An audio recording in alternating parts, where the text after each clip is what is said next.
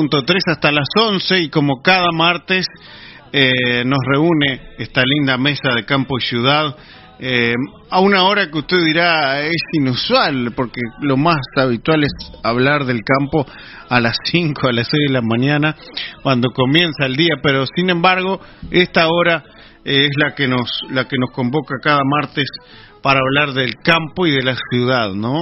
En conjunto.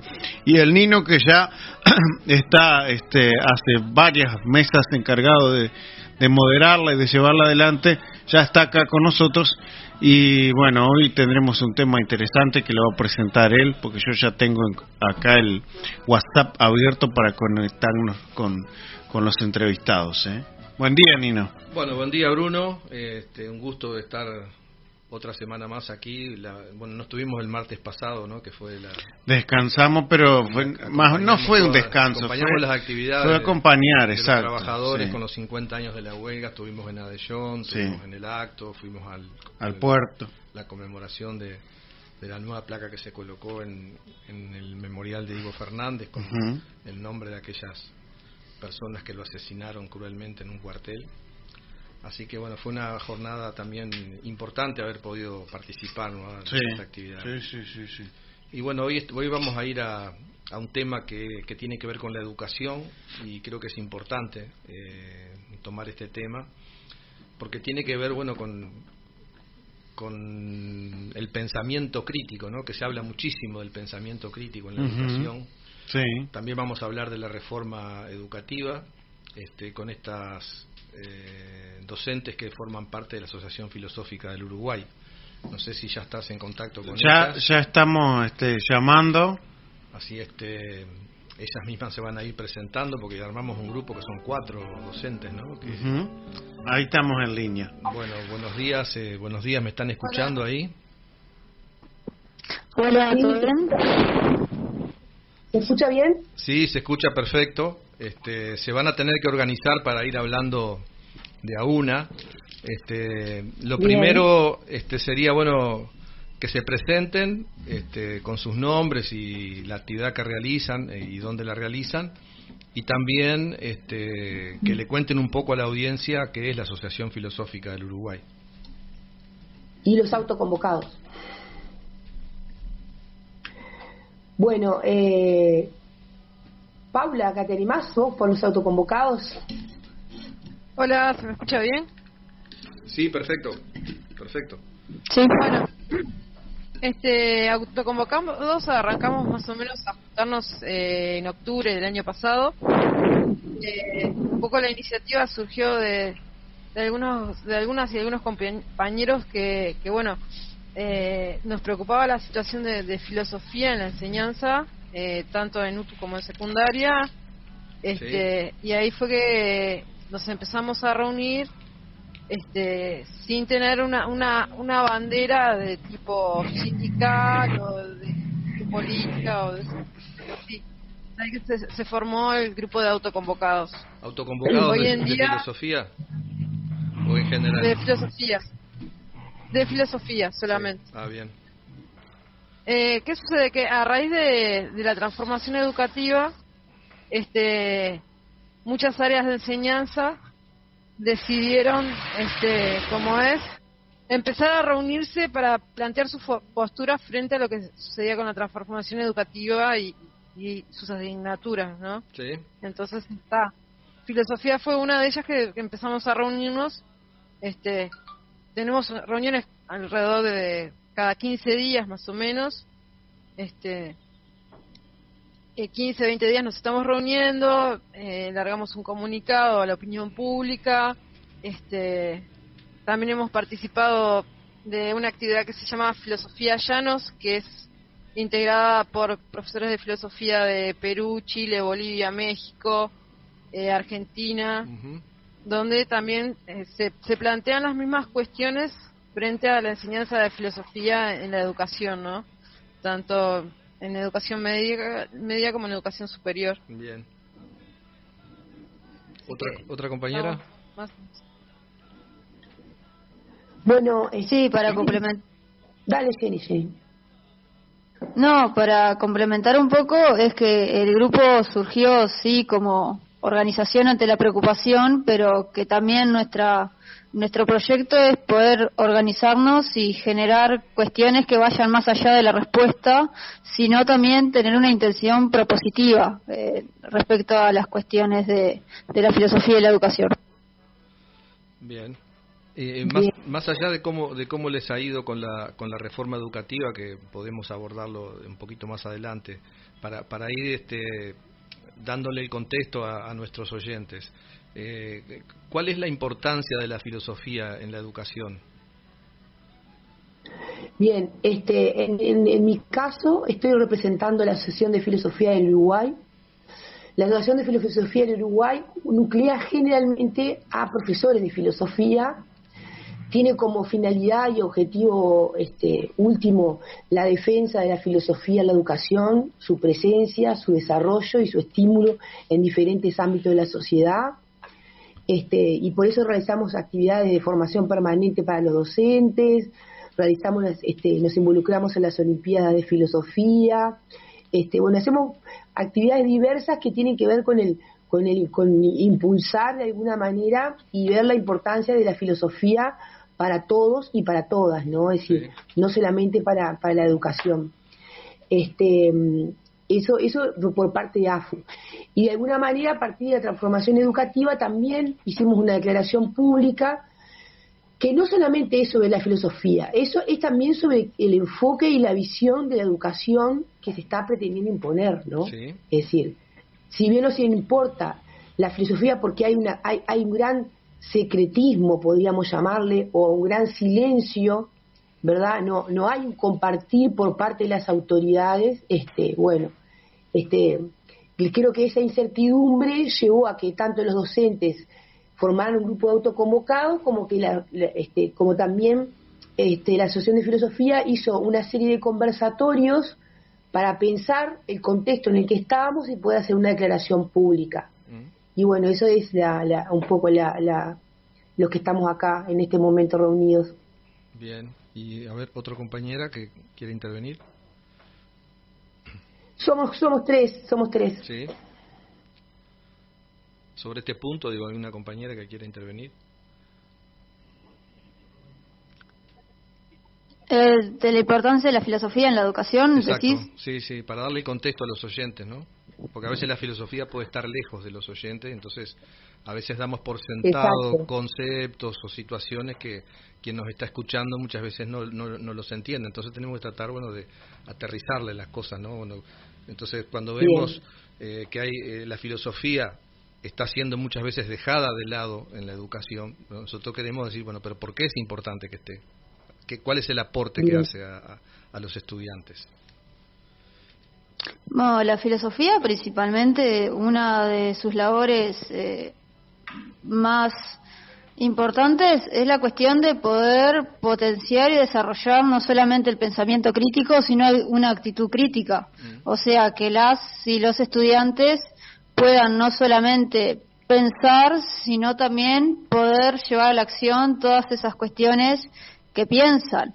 Y sí, otra de las tareas fundamentales de la filosofía es propiciar la reflexión, pero la reflexión profunda, el poder conectar nuestros ideales con la realidad que estamos viviendo, poder cuestionar el entorno e intentar transformarlo. Entonces, desde esa perspectiva es que muchas veces se le tiene un poco de miedo a la filosofía o se la mira con un poco de desconfianza, porque claro, es una disciplina que potencia la autonomía de las y de los estudiantes y que permite un desarrollo más integral de las personas. Por eso incluso la filosofía no sé si solamente tendría que estar en bachillerato, sino incluso sería necesario que esté en la escuela o que esté en ciclo básico. Ahí va. A ver, por mi parte lo que podría aportar es lo siguiente, ¿no? En los procesos estos de transformación educativa que no se dan solamente acá en el Uruguay, ¿no? Sino que ya se han dado en otros países, ¿verdad? Uruguay es de los pocos países que aún mantiene filosofía en 3 años de bachillerato, en 3 años de su formación de bachillerato, ¿no? Sí. En otros países, filosofía es una optativa o filosofía se la encuentran recién en la universidad, ¿no? Ahora bien, en varios procesos que se han dado transformaciones educativas en otros, se ha retaseado el espacio de filosofía, pero también no es solamente la filosofía, sino que yo diría todo lo que se le llaman muchas veces las ciencias humanas o todas aquellas materias que tienen que ver con las letras, ¿no? Es decir, hay claramente una elección, ¿verdad?, por el ámbito científico, ¿no?, en desmedro de llevar al ámbito optativo muchas veces las materias de humanidades. Ahora bien, ¿qué aporta la literatura? ¿Qué aporta la filosofía? ¿Qué aporta la historia? Es decir, no podemos, ¿por qué creemos que no podemos enseñar solamente, llamémosle ciencias duras, matemática, física, química? Porque de alguna manera seguimos pensando en la formación integral, ¿no? La famosa formación integral. Es decir, a ver, el gran debate es que obviamente las ciencias aportan y aportan a la economía, ¿no? Porque si hay desarrollo científico, hay desarrollo tecnológico, si hay desarrollo tecnológico, hay desarrollo económico, ¿verdad? Sí. Vivimos en el capitalismo, entonces parecería que, bueno, que las artes, las letras no serían productivas. Sí. Ahora bien, ¿qué pasa? Filosofamos todos, y eso está bueno pensarlo, ¿no? Siempre filosofamos, aunque no nos demos cuenta, ¿no? Lo que no hacemos a veces es hacer el trabajo académico que hacen los filósofos. A mí me gusta poner este ejemplo. ¿Qué es la vida? ¿No? Sí. A ver, la biología nos puede dar una respuesta acerca de qué es la vida, ¿no? Sí. Pero nos va a dar una respuesta desde el punto de vista biologicista, ¿no? Seguramente una serie de microorganismos, no sé, que de alguna manera definen qué es la vida y que definen la vida en el sentido amplio, desde los insectos hasta los microorganismos más pequeños. Pero cuando en filosofía nos preguntamos qué es la vida, Sí. o qué sentido tiene la vida, si hay un fin, ¿verdad? Estamos en otro nivel de reflexión que es tan importante como el biológico. Así como queremos conocernos y comprendernos como seres biológicos, también necesitamos respuestas a decir, bueno, ¿para qué carajo estamos acá en el mundo? ¿Tiene la vida un sentido? Y creo que muchas personas cuando llegan a situaciones límites de estar enfermas o están en contacto con la muerte se hacen esas preguntas, ¿no? Bueno, el sentido de la vida. Para poner un ejemplo. Sí, o incluso en situaciones de angustia, en situaciones difíciles, se atraviesan situaciones familiares complicadas. Y hacer esas preguntas, esas preguntas son preguntas humanas que se las viene haciendo la filosofía de 2500 años atrás y nos humanizan, ¿no? Entonces, por más que si vos en tu vida te desarrollaste como carpintero, te desarrollaste como herrero, como metalúrgico, te desarrollaste como abogado, te vas a desarrollar como lo que fuere, es decir, la filosofía de alguna manera no hay que rechazarla en el sentido de como algo difícil que está en un pedestal inaccesible, sino que es un modo de pensar el mundo y la realidad desde una perspectiva diferente y que de alguna manera cualquier persona pueda tener acceso a eso, ¿no? Yo cuando tenía, por ejemplo, un curso de electricidad en la UTU, les decía que ustedes estén encaminados a la electricidad no significa que la educación no les dé la oportunidad de estar en contacto con la poesía, con la literatura, porque si no sabes que existe, no puedes saber tampoco si te gusta, ¿no? Claro. Y eso es una formación integral, eso se llama una formación integral del ser humano, no una formación enfocada, ¿verdad?, a la especialización, que es lo que tiende cada vez más este contexto del capital, ¿no? Especialización y esa oposición y disyunción entre formación para la vida y formación para el trabajo, ¿no? Nosotros creemos, y lo pusimos en nuestra declaración, que la formación es para ambas cosas. Claro. Es formar para la vida, pero sabemos que también vivimos en el mundo del trabajo. Por ahí un poco. Muy bien, muchas gracias. ¿Otra compañera sobre este tema o seguimos? No, para... Yo quería... No, dale, te Pablo. dejo. No, yo quería agregarle que, bueno, en UTU también se enseña filosofía, se enseña filosofía en el último año de bachillerato, en el último año de los bachilleratos tecnológicos, ¿Sí? cuando también tendría que existir en todos los años de bachillerato. Incluso hubo proyectos de UTU en los cuales se enseñaba filosofía a nivel ciclo básico, ¿no? Lo que se llamó el proyecto SEC en su momento, que estaba en Montevideo y Maldonado, donde bueno, se trabajaba con chiquilines de 12 a 17 años que nunca habían pasado por filosofía, y bueno, las experiencias que se tuvieron ahí fueron impresionantes con esos chiquilines, ¿no? O sea, fue totalmente diferente. O sea, obviamente no te vas a parar desde un lado, yo qué sé, catedrático a trabajar con esos chiquilines, ¿no? Sí. Pero tenés herramientas desde lo que es filosofía para jóvenes o para niños, para poder trabajar con ellos y mostrarles el mundo desde otra perspectiva, y que ellos se cuestionen el mundo desde otra perspectiva y su realidad desde otra perspectiva, ¿no? Claro. Y eso es también lo importante, lo rico, como planteaba Adelina, ¿no? O sea, que bueno, ¿en qué le podemos aplicar el pienso realmente, ¿no?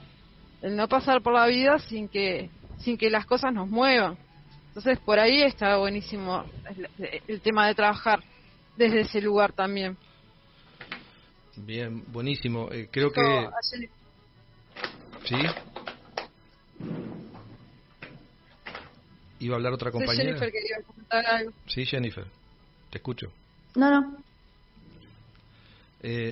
No, quedó muy claro, digo, cuál es el aporte que hace la filosofía, ¿verdad?, en la educación, ¿no? Es generar, esta costumbre tan buena que es de cuestionar, hacerse preguntas, intentar responderlas y pensar, ¿no? Pensar en el mundo que nos rodea.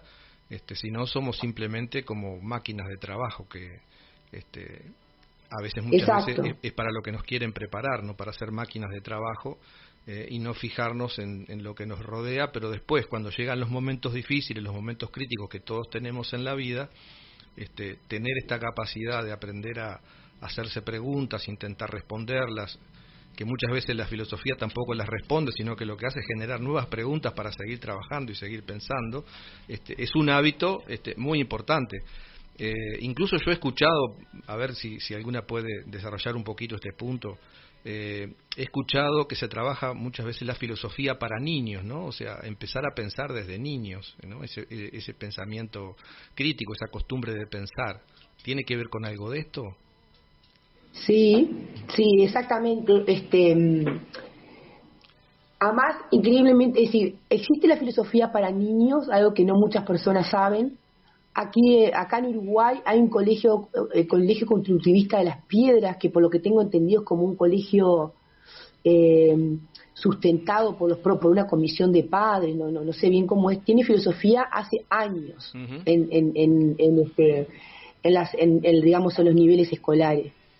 Y Rosana Cascudo, una de las profesoras que trabaja ahí hace muchos años en esto, se nota claramente cuando después pasan al liceo, ¿no? Cómo estos chiquilines que tuvieron filosofía para niños o con niños ya manejan otro tipo de sensibilidad y otro tipo de vínculo con el conocimiento, ¿no? ¿Qué quiere decir como un vínculo diferente con el conocimiento? Es decir, que el conocimiento de alguna manera puede ser, a ver cómo decir, a vos te pueden te enseñan las ciencias, ¿verdad? Sí. Pero ¿para qué usamos el conocimiento? ¿No? Por ejemplo, ¿con qué finalidades les damos a las aplicaciones tecnológicas del conocimiento? Es decir, los chiquilines estos que estudian filosofía con niños tienen como un vínculo mucho más crítico, pero crítico no en sentido negativo, porque generalmente las personas cuando piensan en la palabra crítica piensan en la persona que se queja, en la persona que no aporta, que solamente está para decir que no. Y no es eso, ¿no? Es decir, pensar críticamente de alguna manera es tener la capacidad de análisis, la capacidad de examinar los pros y los contras de un asunto, ¿verdad? De poder ver las cosas de diferentes perspectivas. de alguna manera de sospechar, cuestionar, ¿no? Leer el mundo de una manera más activa y no ingenua y pasiva, ¿no? Yo a los chiquilines les digo, el mundo hay que leerlo. Hoy el mundo bombardea de información, ¿no? Y estar preparados también para leer críticamente ese mundo y no solamente aceptar pasivamente lo que se nos presenta. Y los chiquilines tienen ese aguijón, ¿no? Ese aguijón los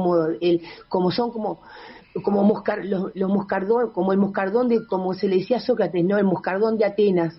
Y se ve la diferencia cuando entran en los niveles de educación media en contraste con los estudiantes que no han pasado por la formación de filosofía con niños. Y un programa que nació en Estados Unidos, por Matthew Lipman, y que ha tenido otros desarrollos a nivel latinoamericano. Entonces, en contextos donde se quiere retasear la filosofía, nosotros creemos que hay que hacer más filosofía. Bien, perfecto.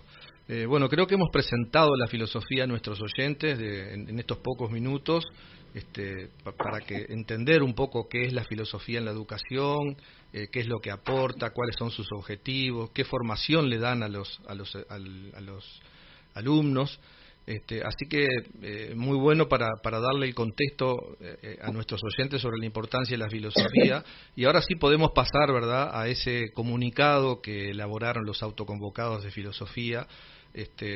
No sé si alguna quiere hacer punta con este tema para empezar a trabajar un poco ya el comunicado y los temas de esta reforma educativa y sus vínculos con este espacio.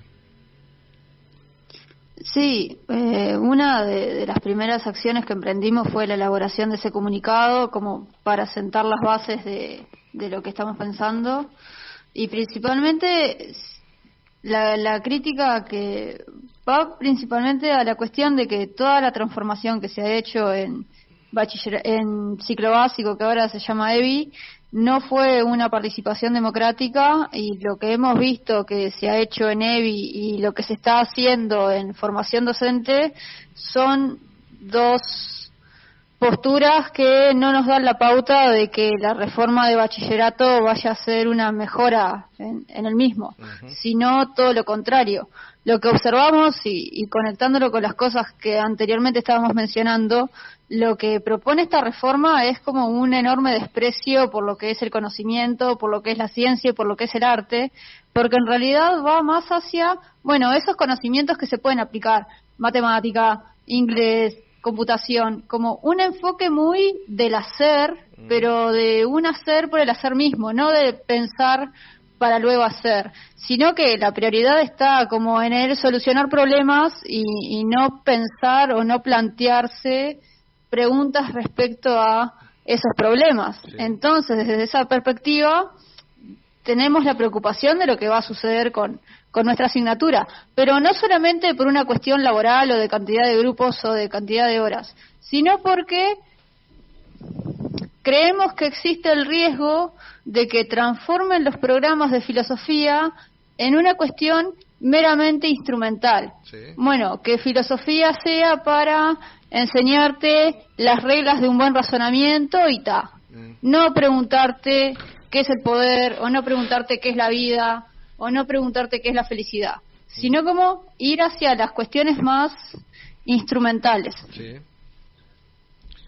Cuando Jennifer dice instrumentales, por ejemplo, ¿qué pasa? Una pregunta previa. ¿Qué es EBI? EBI es educación básica integral. Lo que antes era ciclo básico, ahora se llama de esa manera. Lo que sería porque séptimo, con la octavo y noveno. Exacto, eso es EBI. Ahí está, perfecto. Que además dice integral, ¿no? Ahora que lo sea es otra cosa, ¿no? Recién complementando lo que decía la compañera sobre cuál puede ser un riesgo de la filosofía que se transforme en algo instrumental. ¿Qué sucede? Hay un ámbito, así como la filosofía hay áreas, ¿no? Ética, filosofía política, estética, metafísica, teoría del conocimiento, epistemología. Hay un área que trabajamos en filosofía que es argumentación y lógica, sí, ¿no? Y en algunos países, por ejemplo, en Inglaterra, la filosofía ha sido transformada en lo que llaman critical thinking, es decir, la habilidad argumentativa, ¿no? Entonces empiezan a circular esos libros de cómo ganar discusiones con buenas razones, y que de alguna manera digan, bueno, que como filosofía puede enseñar argumentación, un riesgo puede ser eso, ¿no? Es decir, que la filosofía se transforme solamente en, bueno, enseñar a argumentar. Claro. Es algo una hipótesis que hacemos nosotros, Sí, ¿no? sí, sí. Porque obviamente que no conspira contra los intereses, ¿no?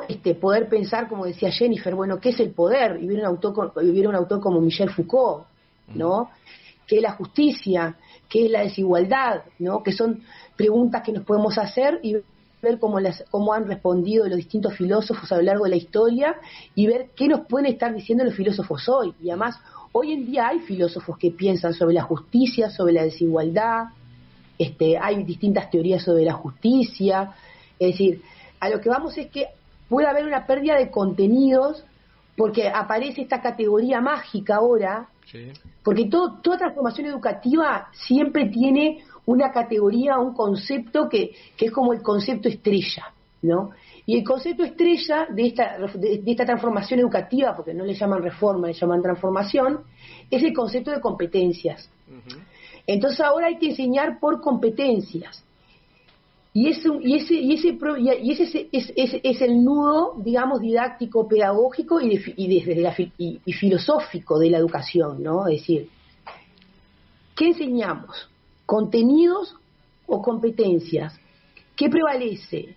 Entonces, la gran discusión es que las competencias no se está viendo que el concepto de competencias es un concepto complejo. Sí. Nace en el 70 en las reformas universitarias europeas, para poder empezar a digamos, a moldar la educación, ¿verdad?, a los nuevos sujetos que se necesitan para la situación, digamos, económica del momento, ¿no? Sujetos competentes, elaborar perfiles de egreso, qué características tiene que tener ese ciudadano que egresa, ¿no? Y que de alguna manera están todas orientadas a una visión economicista, ¿no? Sí. Es decir, de la educación. Es decir, la palabra competencia viene del ámbito empresarial, ¿no? Entonces, si bien hay una diversidad de conceptos de competencias, no hay un único concepto de competencia, entonces no se aclara cuál es el concepto de competencia que esta transformación educativa está manejando. Y si uno, en el conversatorio estuvimos con una psicóloga que nos hizo una trayectoria del concepto, ver que el concepto es complejo, de dónde viene, los intereses que hay, y de alguna manera empezamos con el tema de, bueno, si hay que enseñar competencias, entonces a veces, ¿qué pasa? Enseñar los contenidos en función de la competencia que querés desarrollar. Ahora, nosotros ya, en este momento, estamos desarrollando, la educación siempre está desarrollando competencias o habilidades. No es que no estemos desarrollando ya competencias y habilidades. Eso es lo que quería plantear. El tema es que, claro, se plantea, bueno, ahora parece que hay que desarrollar competencias, ¿no? Entonces, bueno, como que se pone ese enfoque de competencias es un enfoque que desconoce de alguna manera lo que es el enfoque integral. Claro. Es decir, no estamos en contra de desarrollar habilidades. La filosofía enseña habilidades dialógicas, a pensar, ¿no? habilidades dialógicas, habilidades argumentativas, la habilidad de escucha, la habilidad de la interpretación, la habilidad de preguntar, la habilidad de hacer problemas y preguntas interesantes. Es decir, hay una serie de habilidades que la filosofía ya está enseñando. Claro. Entonces parece la estrategia ideal política es hacer como dos paradigmas, ¿no? Como si nosotros estuviéramos en un paradigma totalmente viejo y tradicional, ¿verdad? Se nos pone en ese como una especie de péndulo, ¿no? Estamos parados en lo viejo, lo tradicional, y ahora viene lo nuevo. Claro. Y ahí hablamos de innovación, claro. Otra palabra que viene del ámbito también de la economía, ¿no? Es decir, ahora innovamos, ahora enseñamos por competencias, ¿verdad? Ahora, entonces, bueno, ahí se genera todo un tema que a veces los padres y las personas que no están dentro del ámbito educativo desconocen, ¿no? Es decir, y hay un desconocimiento profundo, ¿verdad?, de los docentes como profesionales de la educación, porque no en vano pasamos por el IPA, no en vano leímos sobre didáctica, sobre pedagogía, y parece que estamos acá a un costado, y no sé quién, no se sabe quién, por allá arriba está elaborando la nueva reforma del bachillerato y nosotros no tenemos la menor idea ni de quién, ni de cómo, ni nada de eso. Está muy claro, lo que tú decías es la vieja táctica de construir un enemigo para poder posicionarse del otro lado, ¿no? Entonces se construye el enemigo diciendo, bueno, eso es lo viejo, es lo antiguo, ¿no? Y además, se le asignan además conceptos que son equivocados porque se los asignan pero no son reales. Entonces de esa manera se construye el nuevo paradigma de lo moderno, lo nuevo, la innovación. Exacto. Y para los docentes, una parte más íntima, es muy doloroso porque siempre estamos siendo vapuleados en los medios de comunicación, ¿no? Es decir, la forma en la que se nos trata, como si fuéramos personas viejas que seguimos dando los programas de hace 50 años, cosa que no es así. El programa de filosofía, la reformulación de 2006, es una reformulación muy buena. Ya no se ve filosofía como se la veía antes, como seguramente la veías tú antes, y duele también el destrato que tenemos públicamente, ¿no? Es decir, porque faltamos, es decir, siempre poniendo el énfasis en los aspectos negativos, ¿verdad?, nuestros, cuando en realidad se supone que, bueno, en nuestras manos está la enseñanza de las futuras generaciones. Y creo que dentro de los profesionales, como en todos los ámbitos, ¿no?, como en la medicina debe haber malos profesionales, en la educación también, algunos más comprometidos, otros menos comprometidos, pero en general pertenecemos a una gran, nos ponen en una gran bolsa, ¿no? Sí. Donde parece que no hay nada bueno en nosotros, ¿verdad? Y es bastante doloroso para nosotros como docentes, desanima bastante, y incluso podés encontrarte con colegas que dicen, me quiero ir de la educación, ¿no? Entonces, al final la educación termina perdiendo a gente valiosa, que decide ir por otros caminos porque se da cuenta que no está siendo valorada en el ámbito en el que trabaja. Bien, ¿otra compañera? Un poco agregando a lo que dice Adelina, el ser docente creo que es de los pocos trabajos que uno sigue trabajando en casa. Y a lo que voy es, esa es la parte que nadie ve, ¿no? O sea, generalmente quien trabaja en una oficina, quien trabaja en un comercio, cerró la cortina, marcó su horario, llegó a su casa y está, y ahí quedó todo. No, nosotros llegamos a nuestras casas y tenemos que seguir corrigiendo, planificando clases, armando materiales, o sea, tenemos todo un trabajo extra aparte, que ese es el trabajo que no se ve, ¿no? Claro. Que como decía Adelina, bueno, sí, habrán docentes menos comprometidos, pero también hay muchos docentes comprometidos hasta con situaciones de estudiantes, ¿no? O sea, que tenés que encarar situaciones que se te dan con estudiantes complejas, que generalmente somos los profesores de filosofía que terminamos encarando por ese lado, ¿no? Y eso es lo que no se ve de los profesores de filosofía y de los profesores en general, ¿no? Por otro lado, todo este lenguaje de competencias y todo lo demás es un lenguaje que viene de lo empresarial, como decía Adelina, ¿no? O sea, esa cuestión de cómo se maneja una empresa. Entonces, la educación se tiene que manejar, la postura es que, la educación se tiene que manejar como una empresa, ¿no? Y va por ahí esa cuestión. Por eso, todo este cambio de lenguaje y de cuestiones que de hecho se está notando, por ejemplo, es el llenado de libretas, ¿no? O sea, cómo se lleva adelante, llenar la libreta, que vos tenés que tener al día todo lo que la empresa educativa te exige exige que tenés que tener al día, o sea, no solamente tenés que tener al día, bueno, de tus clases, esto, lo otro, sino también tener al día toda una serie de cosas, como se está dando, por ejemplo, en EVI, todavía no se da tanto en bachillerato, pero sí se da en EVI, donde las exigencias que hay en cuanto a todo lo que tenés que planificar, armar, rearmar, poner en escrito, evaluar por las competencias, cómo nos digitan a veces a los profesores de EVI, cómo ponerle los juicios ya bajan digitados para los estudiantes, ¿no? O sea, el profesor tiene que poner el juicio que a nosotros se nos manda que pongamos, no el juicio que de repente nosotros consideramos que queremos poner. Ponele, si yo le quiero poner un chiquilín, mirá, de una forma más amigable, no, tiene que ser algo sumamente estructurado que se le tiene que poner al chiquilín cuando se le va a entregar la nota, ¿no? Entonces, es todo así, es como que se maneja así, la educación como una empresa.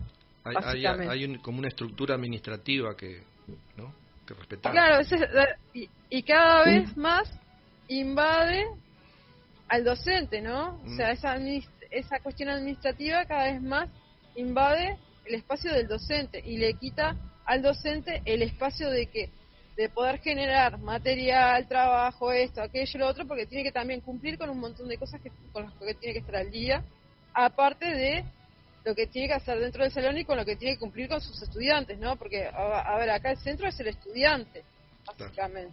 O sea, el estudiante es nuestro centro. Entonces, eso también hace que, como decía Adelina, bueno, que muchos profesores digan, bueno, yo ya no quiero trabajar más en la educación. No quiero saber más nada, o sea, porque es todos los años, desde que se arrancó esto de la transformación educativa, todos los años tenés un cambio bajado de golpe, sin haberlo digerido, sin haberlo conversado, sin haberlo estudiado, de un día para el otro te enterás que, bueno, mañana las notas van a ser por letras, como pasan los PPB, ¿no? El PPB también es como EVI en UTU, pero con la diferencia que en lugar de hacer 3 años de ciclo básico, haces 2 años. Sí. O sea, en 2 años haces el ciclo básico, que también es para chiquilines de 14 a 21 años más o menos, depende de la escuela, depende de la UTU. Entonces, bueno, hoy en día se manejan las calificaciones a través de letras, A, B, C, D, y los juicios tienen que poner... Los profesores tienen que poner los juicios en base a lo que se manda que tenés que poner según la letra. Entonces es como, bueno, tenés todo ese espacio invadido que también le quita al profesor el espacio de generar, de armar, de generar propuestas atractivas para los chiquilines, de llegarle al alumno, de un montón de cosas. Se va quitando todo eso, porque se trata de que todo sea mecánico, de alguna manera. Bien. En ese comunicado que ustedes hicieron, bueno, plantearon estos temas y algún otro punto que haya quedado ahí para trabajar. Sí, que en realidad esta transformación educativa, una de las cosas que planteó al menos el documento de AFU, es decir, no es aislada, ¿no?, sino que forma parte de un impulso global, ¿no? Seguimos con atados a los planteos de alguna manera del Banco Mundial, de poder participar de toda esa orquesta que tiene que ver con medir los estándares educativos a partir de las pruebas PISA. De alguna manera es también ver que ¿qué pasa? Una de las cosas que estábamos pensando es que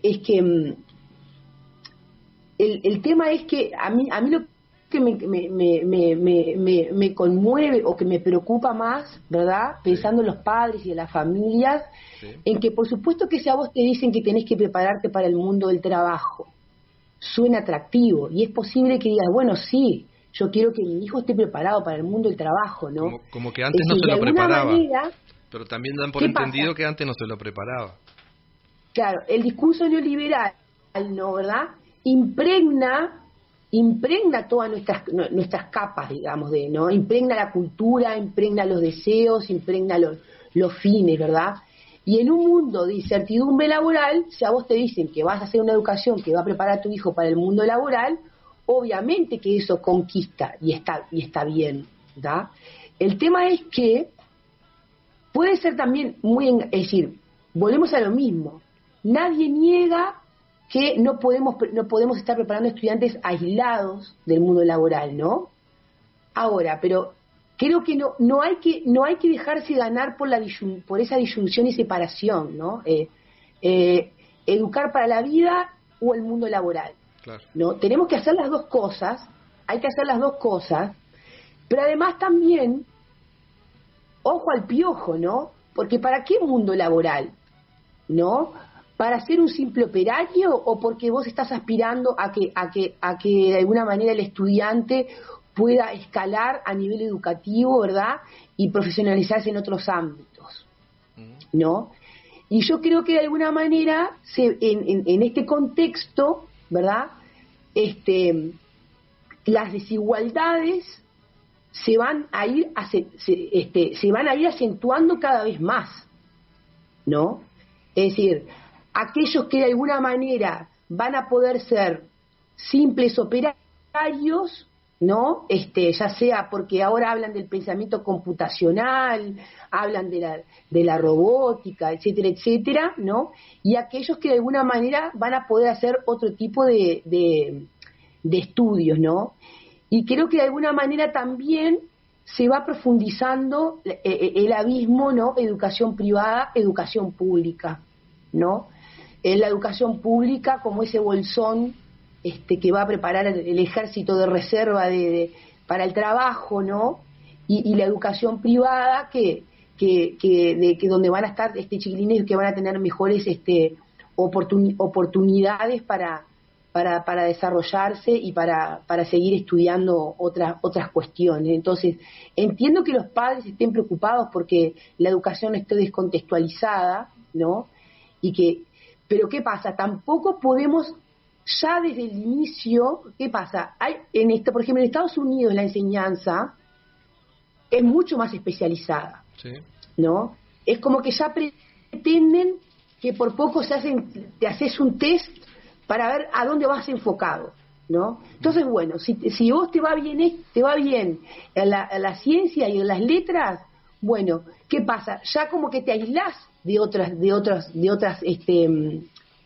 asignaturas, ¿se entiende lo que estoy diciendo? Sí, sí. O te las ponen como optativas, Sí. Pero vos no vas a optar por algo que no conocés. Claro. Entonces tampoco podemos determinar o fijar a los estudiantes diciendo, tiene de alguna manera habilidades o capacidades más técnicas, tiene esto, tiene lo otro, porque creo que la vida, el proceso de enseñanza es un proceso largo, que lleva tiempo, que tiene que ver también con el desarrollo de la vida misma, donde puede haber muchas idas y venidas también, ¿no? Es decir, hay gente que de repente capaz empezó a estudiar economía y se dio cuenta que la economía no era lo suyo, empezó medicina y después vio que no. Y también entender a los estudiantes, ¿no? Que ese mundo de incertidumbre ellos lo sienten, ¿no? Es decir, lo sienten los chiquilines, los padres tenemos que darnos cuenta también de que somos los responsables del mundo que les dejamos y que cuando se plantea que los chiquilines no están para nada, que están para la pavada, bueno, la pavada la crean los propios adultos también, ¿no? A través de los contenidos que se dan en la televisión, a través de estamos con adolescentes que están rodeados de estímulos en un mundo totalmente globalizado, cosmopolita, sabés lo que puede estar pasando en China o no. Podés tener una tablet, podés tener la computadora, pero podés usarla para estar metido en la nada, ¿se entiende? Sí. ¿No? O podés usarla, ¿verdad? Con otros sentidos, ¿verdad?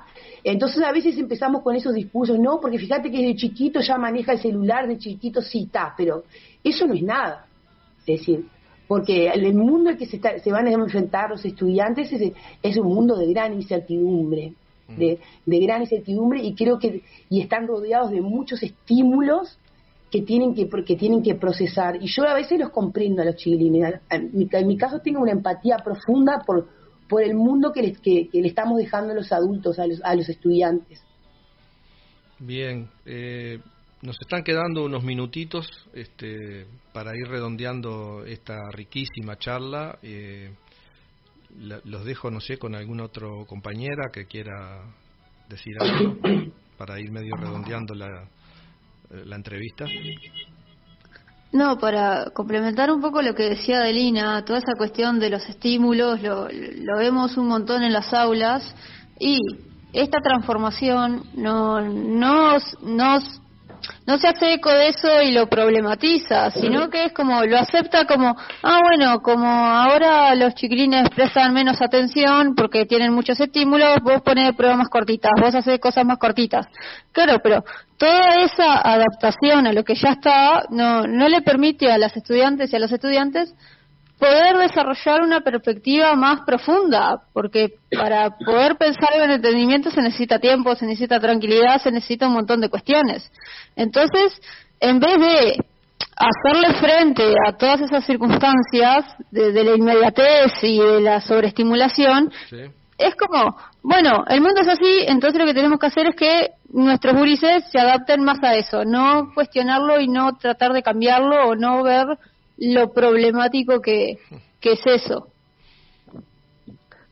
Y otra cosa también, ¿no? Que por ejemplo, se habla que el centro es el estudiante, se habla de que las diversidades sean incluidas en el aula, bien, pero seguimos en un pendiente increíble hace años, que parece que cuando lo escuchamos es como un mantra, viste, que ya parece que la gente tendría que estar aburrida de escucharnos, ¿no? Lo sé. La falta de equipos multidisciplinarios. A ver, la educación es un ámbito que exige, para que funcione, exige recursos humanos.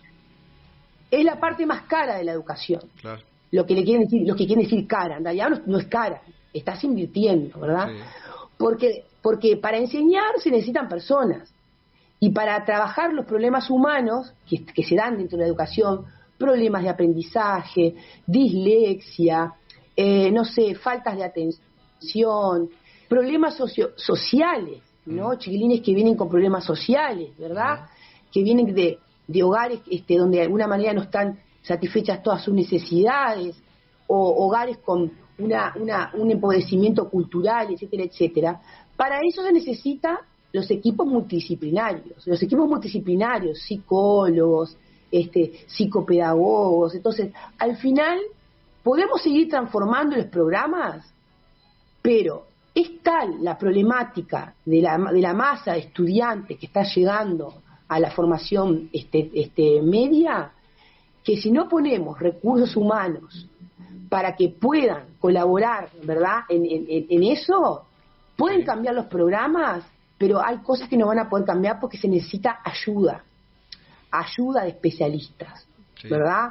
Es decir, tenemos chiquilines que están medicados, tenemos chiquilines con problemas psicológicos graves, entonces un docente no se puede hacer cargo de todo eso, y para eso están los equipos multidisciplinarios, pero en eso no se invierte, claro, ¿verdad? Y cuando dicen las cifras, ¿no? Que los salarios es la mayor cantidad de dinero que se va a la educación, y sí, porque la educación es una relación humana, los recursos humanos son importantes. Si ahora en un supermercado pueden poner una máquina y no un cajero, es una cosa diferente, pero en la educación se necesitan personas para trabajar de persona a persona. Entonces, bueno, me parece que también otra de las cosas que está pasando, y en mi caso que trabajo en el nocturno, es querer de alguna manera virtualizar la educación, ¿no? Principalmente la educación de adultos, ¿no? Llevarla a las plataformas, como ya está pasando en la universidad. Sí. En la universidad hay un montón de cursos que no recuperaron la presencialidad, porque es más barato. A mí me sorprende igual la capacidad de adaptación que tuvo la universidad a de alguna manera a la virtualización de los cursos. Algunas sí, otras más, otras menos. Yo no tengo acá ahora las referencias, pero por ejemplo el nocturno es una de las hipótesis que manejamos, que es ir a la enseñanza virtual. Y la enseñanza virtual, que también incluso a veces se la quiere pensar para los estudiantes más jóvenes, ¿verdad? No es la virtualidad en sí por lo que uno está en contra, es porque la enseñanza virtual exige la capacidad de autonomía, de poder administrar tus tiempos, de dividir las tareas, ¿verdad? Es decir, no tenés a un docente continuamente que te está guiando o estás con un par, ¿verdad?, haciendo el proceso educativo, sino que vas a estar frente a una pantalla con una guía de actividades para realizar, y todo eso implica autonomía, y la autonomía es algo que se va desarrollando con el tiempo, y las plataformas educativas son mucho más exitosas para los adultos que ya tienen algunas herramientas, pero no para estudiantes que están ahí, ¿verdad?, lleno de estímulos por todos lados, y de alguna manera, imagínate un estudiante teniendo que hacer su formación virtual, no hay elementos todavía de maduración para eso. Eso al menos es lo que pienso. Perfecto. Bueno, muy bien. ¿Sí? No, que además también para llevar un curso virtual en el hogar es necesario tener los recursos técnicos, o capaz que tenés un buen celular, o capaz que tenés la computadora, pero no tenés un espacio en donde estar tranquila y donde estar tranquilo, etcétera. Y también es como una educación que fomenta mucho el individualismo, porque no estás con otros pares intercambiando, porque no es lo mismo si estás en una clase discutiendo algo a que si cuando podés escribís algo en un foro y más o menos lees por arriba lo que pusieron otras personas. Claro, sí, no, es totalmente distinto eso, sin duda.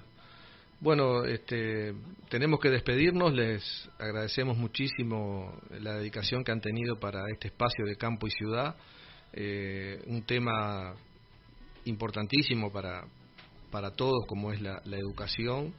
Así que agradecerles y estar a las órdenes para cuando quieran. Bueno, gracias por el espacio. Con Jenny la otra vez y con todos los grupos de autoconvocados, hablábamos de la necesidad de llegar a la gente, ¿no? De que a veces nuestras plataformas, nuestras declaraciones, ¿verdad?, quedan boyando ahí en los espacios que no están en cercanía con la gente, y que bueno, y la verdad que estar en un programa, creemos que con esto podemos irnos acercando a ese objetivo, que es poder estar más en contacto y bajar a tierra lo que está pasando con la gente, ¿no? Con los padres, con la sociedad. Bueno, Jenny, Así Paula. que muchas gracias. No, agradecer por el espacio y totalmente de acuerdo con lo que estaba mencionando Adelina. Bueno, muchas gracias. Bueno, yo también agradecer por el espacio, y también estoy totalmente de acuerdo con lo que está comentando Adelina. Así que muchas gracias. Bueno, ha sido un gusto este espacio con los autoconvocados de filosofía, analizando la filosofía y su vínculo con la reforma o transformación educativa. Muchísimas gracias y será hasta otra oportunidad. Gracias. Chao.